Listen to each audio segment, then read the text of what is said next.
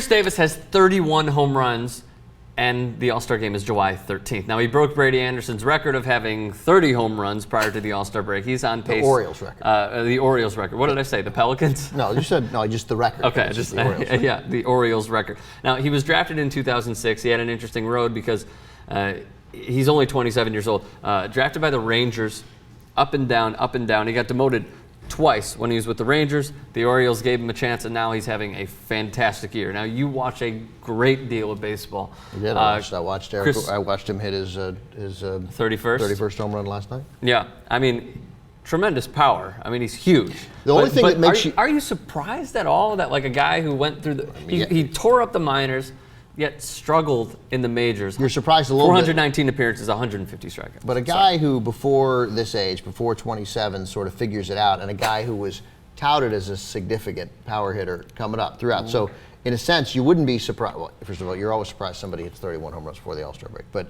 if this guy had 20 home runs by the All-Star break, and it had happened 2 years ago, we wouldn't, or 2009. It just took a little longer, which makes you believe in it more also from a skepticism point of view, which we all have as baseball fans with any power hitter who shows up sort of suddenly hitting this many home runs. Yes. He was a guy who had power in the minors before, throughout, which makes you less skeptical. I read a very fascinating thing from Buster Olney, who'd broken down what he was doing differently, and what he was doing differently was taking pitches. Between the minors and the majors? Between his major league failures and his major league success this year, he's getting a giant increase in the number of 3-1 and 2-0 pitches. Like, he is just not swinging at balls out of the strike zone.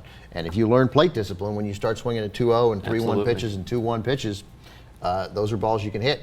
And he's hitting them, and he's hitting them the other way, like that home run last night. Yeah. I couldn't believe this stat. I even hesitate to repeat it because I'm not even 100% sure I believe it. But he is the first player in Major League history to have 30 home runs and 25 doubles. That is correct. By the end of June. By the end of June. That's correct. Well, that's a thing. That's a thing. How big of a thing is that? It's a pretty big thing. Yeah. Major League history. Babe Ruth played in the majors, you know. Yeah. Ted Williams played in the majors. I can't. 30 home runs, 25. The first. I couldn't believe that. I got one more for you. He's the 8th player in baseball history to have 30 before the end of June. You want to name the others? No. You already named one. McGuire and Sosa and Bonds and a bunch of guys who cheat. Sosa, McGuire, Bonds. You already named Babe Ruth. Matt Williams probably did it. Negative. No, that 90 he didn't do it in 94. You are missing 3 more. Are they all modern guys? One of them is. So I don't know. Jimmy Fox. Negative. Center fielder. Willie Mays? Nope. Current center fielder? No, he just got out. Just got out of center he field? He had a baseball game named after him. Dave Video game. Stratomatic. Ken Griffey Jr. Oh, Ken Griffey Jr. Right, Luis Gonzalez. And Albert Pujols. Luis Gonzalez hit 57 home runs for Arizona. He wasn't roiding, though. Oh, of course not. And Brady Anderson, please. Not roiding either. Brady Anderson, 51 home runs. One thing that I want to bring up, because he's like 5'4", 130 pounds. I want to get your take on this. Brian Roberts is his first game back in 3 months. Yeah.